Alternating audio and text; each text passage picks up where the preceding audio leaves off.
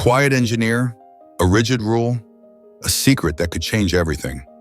Will his invention light up the community or be buried under deep-rooted prejudice? You won't believe what happens next when the clean energy battle starts right in the backyard. Don't miss it. The email arrived on a Tuesday. Its subject line a bland spear into Marcus Liu's quiet afternoon. Friendly reminder. Community aesthetic guidelines. Friendly. Marcus snorted, the sound lost in the hum of his home office. A sanctuary of clean lines and nascent schematics for solar energy converters. He knew what friendly meant in the language of the Harmony Creek Homeowners Association. It was the velvet glove over the iron fist, the polite precursor to a demand. He skimmed the contents, his eyes magnified slightly by his glasses, catching the familiar, dreaded phrases. Uniformity, visual harmony, property values. Then the specific clause that had become the bane of his existence for the past 6 months. Section 7, Article B. No external solar energy collection devices shall be installed on any residential property visible from the street or common areas. Marcus leaned back, the ergonomic chair sighing with him. 6 months. 6 months since he'd first submitted his application to install his own state-of-the-art, ultra-slim solar panels on his roof, panels he had designed, prototyped, and held multiple patents for, panels that were already discreetly powering the Harmony Creek Community Center, a fact ironically lost on the very HOA board that championed their efficiency while simultaneously denying him the right to use them on his own home. The irony wasn't just a passing thought, it was a constant, simmering frustration. He, Marcus Liu, the quiet engineer who had poured years into making solar technology less obtrusive, more efficient, more aesthetic, was being stonewalled by an HOA citing aesthetics. The primary stonewaller was Sandra Poe. At 65, Sandra was the self-appointed guardian of Harmony Creek's visual purity, a woman whose understanding of beauty seemed to have petrified somewhere around 1987. She wielded the HOA guidelines like a weapon, her pronouncements always beginning with a saccharine. Now, dear, we must consider the look of the thing, before systematically dismantling any proposal that deviated from her narrow vision of suburban perfection. Change was anathema to Sandra, and solar panels, no matter how sleek, represented a jarring, modern intrusion. Marcus had tried reasoning. He'd presented schematics, mock-ups, even offered a demonstration at his own expense. Each attempt was met with Sandra's polite but unyielding opposition, her arguments always circling back to the nebulous concept of neighborhood character. The rest of the board, a mix of retirees and busy professionals, often deferred to her perceived expertise in all things tasteful. His gaze drifted to a framed photo on his desk. His son, Tommy, grinning, holding a small, whirring wind turbine they'd built together. Tommy, at 13, was a whirlwind of scientific curiosity, his current obsession being videography. He'd recently taken to documenting Marcus's solar panel saga, as he called it, with his phone, a budding documentarian chronicling his father's quiet war. "It's for my YouTube channel, Dad," he'd declared. "The people versus the HOA is going to be epic." Marcus had chuckled at the time, but now the friendly reminder felt less like a nudge and more like a declaration of hostilities. The email mentioned in an upcoming HOA meeting. The agenda item, final review of pending architectural modification requests. His request, he knew, with a sinking certainty, that Sandra would be there, armed with her well-rehearsed objections. The problem wasn't just the denial, it was the principle.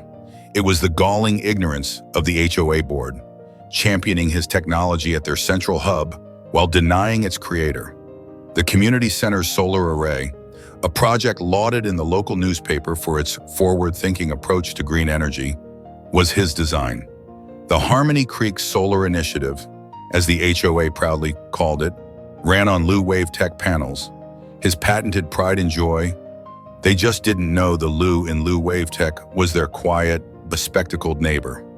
He'd sold the commercial rights to a larger green energy firm years ago. A decision that had secured his family's future but now, ironically, muzzled him in this small, personal battle. His name wasn't on the public-facing installation company's paperwork for the community center. The thought of Tommy's unwavering belief in him, in the simple justice of his cause, pricked at Marcus. "You invented them, Dad," Tommy had said then, his voice full of youthful indignation. "How can they say no to the guy who made them?" How indeed. Marcus closed the email, a new resolve hardening within him. The fight wasn't just about panels on a roof anymore. It was about challenging the hypocrisy, the willful blindness. It was about showing his son that intelligence and quiet perseverance could dismantle even the most entrenched, aesthetically obsessed opposition. He began to type a reply, not to the HOA, but a message to his patent lawyer. The upcoming meeting wouldn't just be a final review, it would be a revelation. The whirring of Tommy's drone outside the window, no doubt capturing B-roll for his documentary, was a sudden, unexpected comfort. Let him film. Let the world see. Sandra Poe and the Harmony Creek HOA were about to discover that Marcus Liu, the quiet Asian engineer, was a force to be reckoned with. And the aesthetics argument was about to be turned on its head. The problem had just begun. But for Marcus, so had the real fight. The days leading up to the HOA meeting were a blur of meticulous preparation for Marcus in a period of escalating, albeit amateur, investigative journalism for Tommy, while Marcus collated patent documents, technical specifications, and correspondence with the green energy firm that had installed the community center's panels. Tommy was a miniature guerrilla documentarian. He'd started interviewing neighbors, his phone surprisingly steady as he framed their responses. "So, Mrs. Henderson," Tommy's voice, still boyish but earnest, could be heard from a video he proudly showed Marcus. "What do you think about solar panels in Harmony Creek, Mrs. Henderson?" A kindly woman who always had cookies ready, squinted at the camera. "Well, Tommy, I suppose they're good for the planet, but Sandra Poe says they'll make our houses look mismatched." The impact of Sandra's aesthetic crusade was palpable. A subtle fear of nonconformity had seeped into the neighborhood fabric. Marcus noticed it in the way neighbors would politely nod, but avoid eye contact when he was out in his yard, as if his desire for solar panels was a contagious affliction. The for sale sign that had recently gone up across the street felt like a silent accusation. Were his actions driving down property values already? The thought gnawed at him, a corrosive doubt that Sandra's rhetoric was designed to instill. The problem was no longer just an abstract, bureaucratic hurdle. It was affecting his family's daily life. His wife, May, usually a beacon of calm, was showing signs of strain. "Are you sure this is worth it, Marcus?" she'd asked one evening, her voice laced with a weariness he rarely heard. "It's just, Sandra has a way of turning things ugly. People are talking." Marcus understood her concern. He wasn't a natural provocateur. He preferred the predictable logic of circuits and energy flow to the messy unpredictability of human conflict. But the image of the community center, powered by his innovation yet denied to him, fueled a stubborn fire. And then there was Tommy. His son's unwavering belief was both a comfort and a pressure. Tommy had plastered his bedroom wall with printed screenshots from Marcus's patent, interspersing them with hand-drawn diagrams of solar cells. "They can't ignore facts, Dad," Tommy declared. Brandishing a printout of the community center's energy savings report he'd somehow cajoled out of the center's slightly bewildered manager. "You're saving them money. It's, like, super ironic." The escalation came not from Sandra, initially but from an unexpected quarter. A week before the HOA meeting, a certified letter arrived. It wasn't from the HOA, but from a law firm Marcus didn't recognize. His heart hammered as he tore it open. It was a cease and desist letter, not about his solar panel application. It was about Tommy's YouTube channel. "It has come to our attention," the letter stated in cold, legalistic prose, "that your minor child, Thomas Liu, is engaged in the unauthorized recording and public dissemination of interviews with Harmony Creek residents, potentially misrepresenting the community and the Harmony Creek Homeowners Association. Furthermore, the use of the term the people versus the HOA is deemed inflammatory and potentially defamatory. The letter demanded the immediate removal of all videos and a written apology. Failure to comply would result in further legal action. It was signed by the law firm he vaguely recognized as the one Sandra Poe's husband had been a partner in before retiring. The air went out of Marcus. This wasn't just about aesthetics anymore. They were targeting his son. The twist wasn't a clever counter-argument from Sandra. It was a direct, legal threat designed to intimidate in silence. That evening, the dinner table was heavy with unspoken tension. Tommy, usually chattering about his latest video edit or a new science fact, was subdued, picking at his food. Marcus finally broke the silence. "Tommy, we need to talk about the videos." Tommy's head snapped up, his eyes wide with a mixture of fear and defiance. "They can't stop me from telling the truth, can they?" Marcus explained the letter, the legal jargon, the implications. He saw the boy's shoulders slump, the bright spark in his eyes dimming. It's Sandra, isn't it?" Tommy whispered. "She's making them do this." Marcus nodded, a cold anger tightening his chest. "Probably. It seems she doesn't like being documented." "But it's not fair." Tommy's voice rose, trembling slightly. "I was just showing what people think and what you're trying to do." May reached across the table, placing her hand over Tommy's. "Honey, sometimes people fight dirty when they're scared of losing." Later that night, Marcus found Tommy in his room, staring blankly at his computer screen, the editing software open but untouched. The wall of patterns and diagrams suddenly looked less like a battle plan and more like a child's hopeful, naive project. I took the videos down," Tommy mumbled, not looking at his father. Marcus sat beside him. "You did the responsible thing, son. This isn't your fight to bear the brunt of—" Tommy finally turned, his face a mask of frustration. "But it is my fight too. It's about our house, our future, and it's about you. They're treating you like you don't matter, like your ideas don't matter." So Marcus felt a surge of emotions, right? Pride, anger, and a profound sense of responsibility. Sandra Poe had underestimated him, and now she was underestimating his son. She thought a legal threat would cow them into submission. She was wrong. "She may have silenced your camera for now, Tommy," Marcus said, his voice quiet but firm. "But she hasn't silenced the truth, and she certainly hasn't silenced me." He thought of the upcoming HOA meeting. His carefully prepared presentation, initially focused on the technical and aesthetic merits of his panels, now felt insufficient. The battle lines had been redrawn. This wasn't just about solar panels. It was about bullying, about the abuse of power, and about the suppression of inconvenient truths. The twist wasn't just the legal threat, it was the galvanizing effect it had on Marcus. The quiet engineer was being pushed into a corner, and he was about to push back, armed not just with patents, but with a father's protective fury and an inventor's unyielding conviction.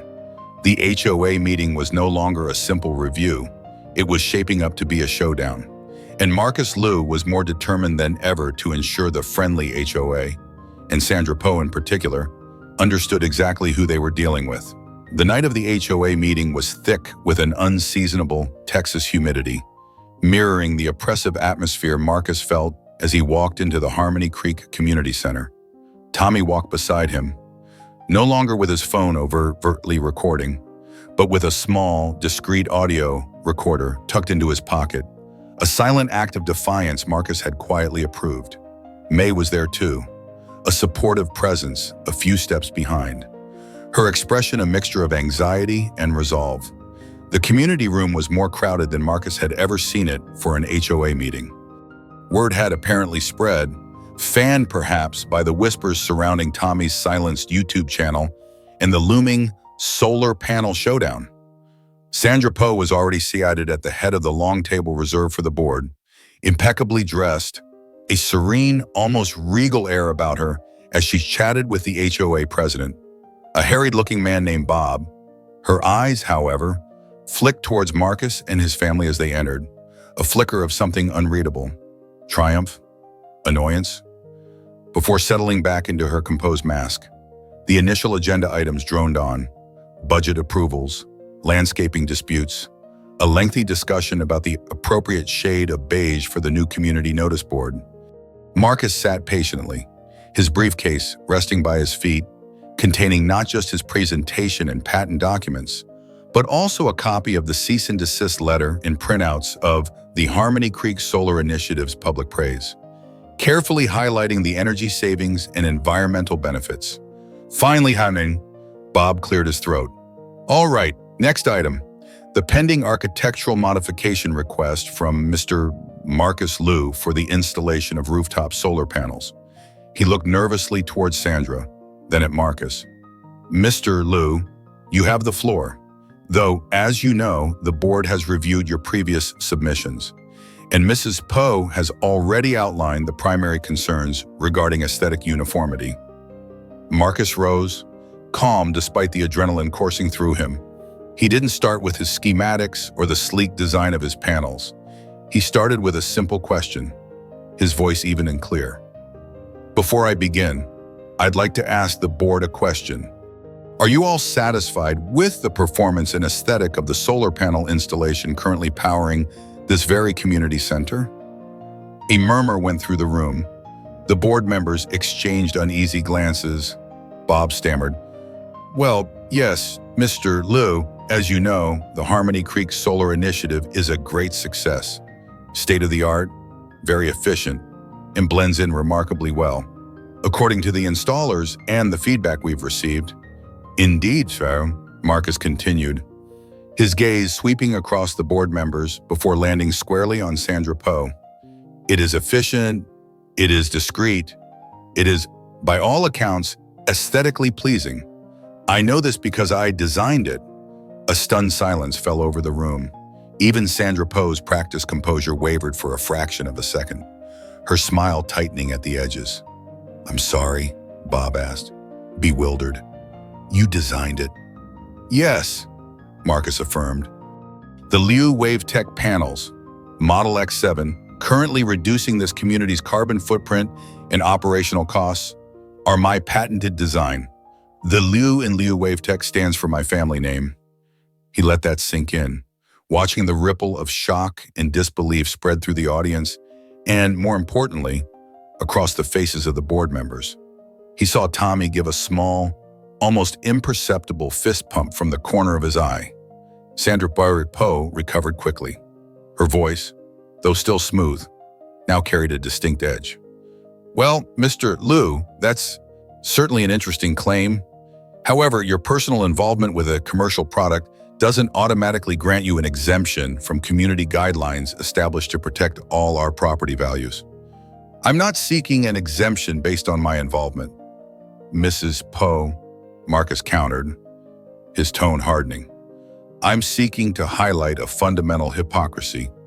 You praise the technology, you benefit from its efficiency and its aesthetic integration on a communal building, yet you deny one of your residents, the very inventor of that technology, the right to use it on his own home based on a subjective and, frankly, misinformed interpretation of aesthetics."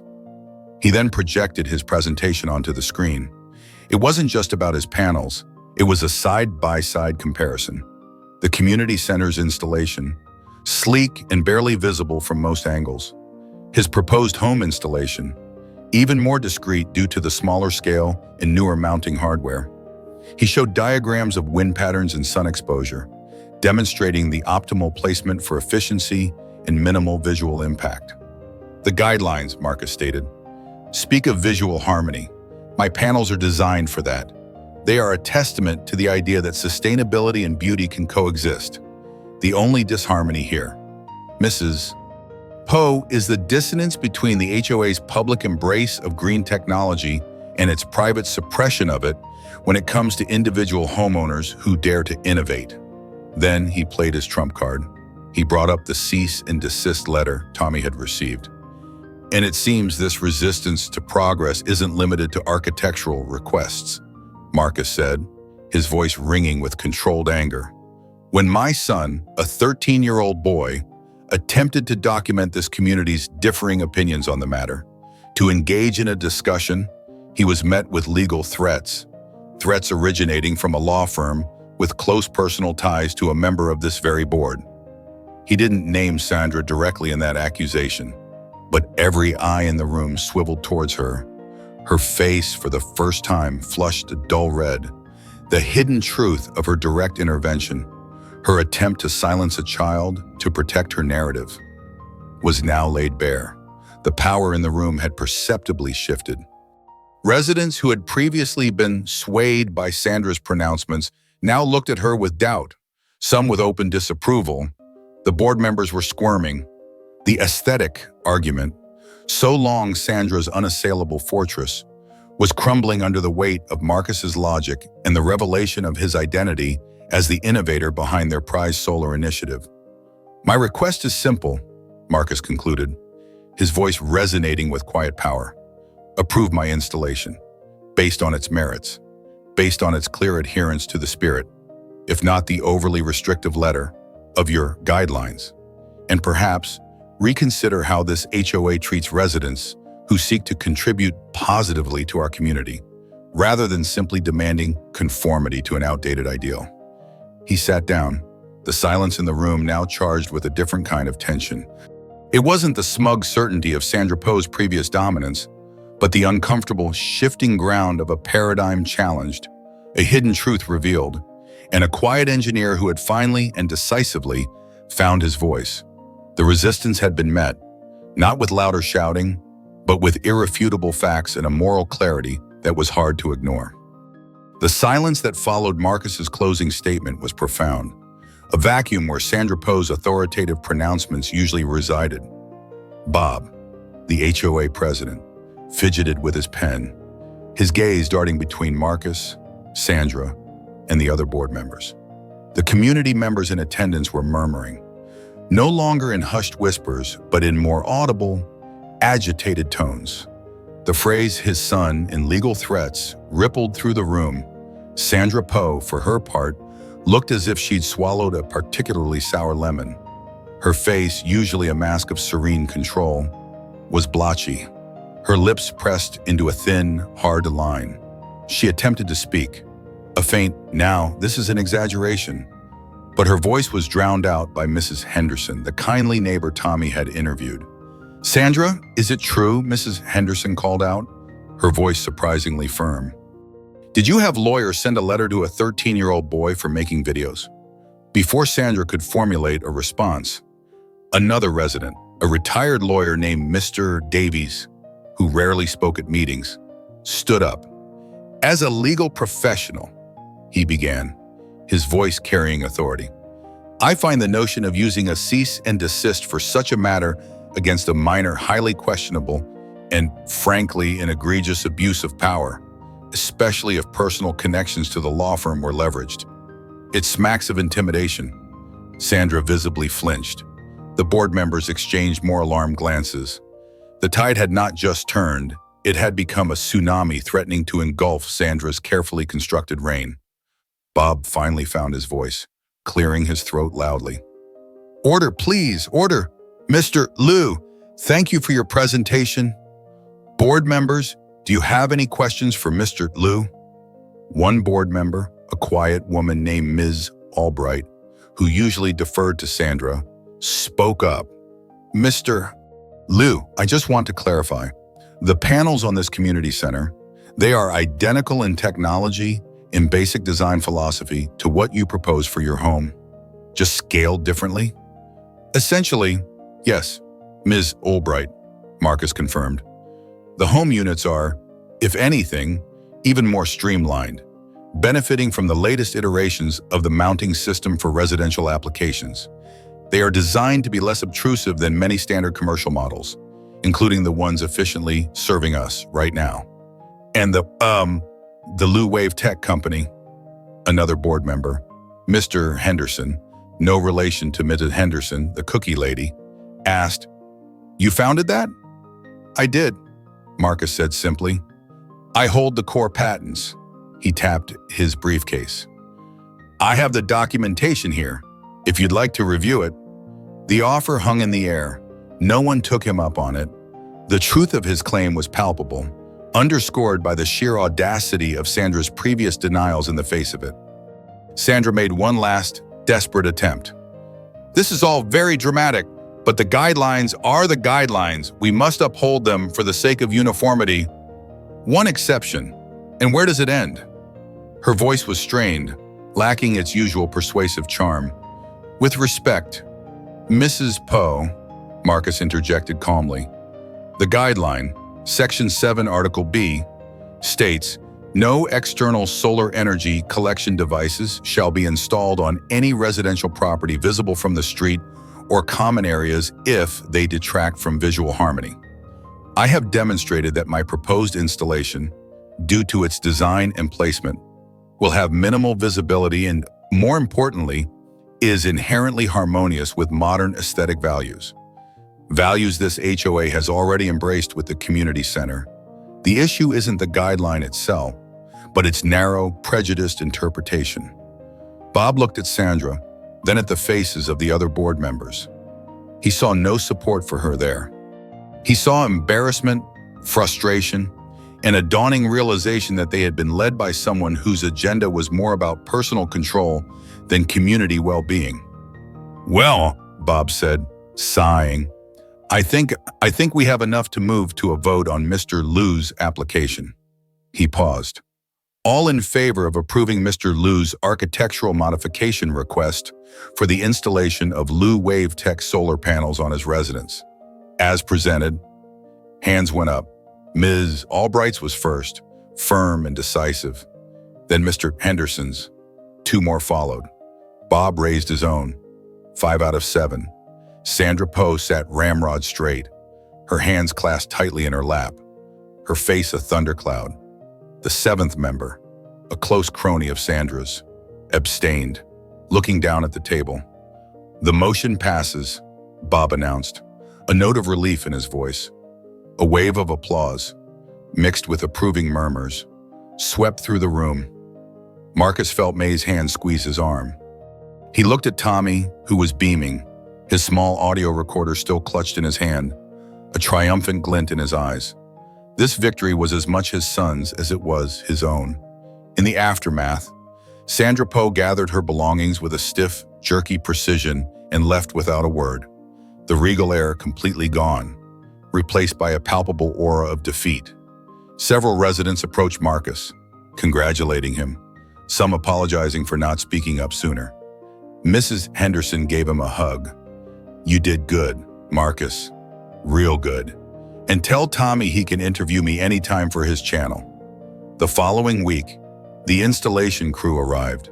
The ultra-slim Liu Wave Tech panels went up on Marcus's roof with surprising speed, sleek and dark against the shingles, barely noticeable from the street, just as he had designed.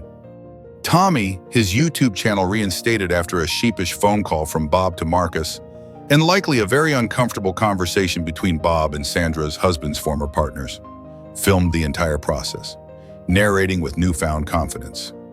"And here they are, folks," Tommy announced to his phone camera, panning across the newly installed panels.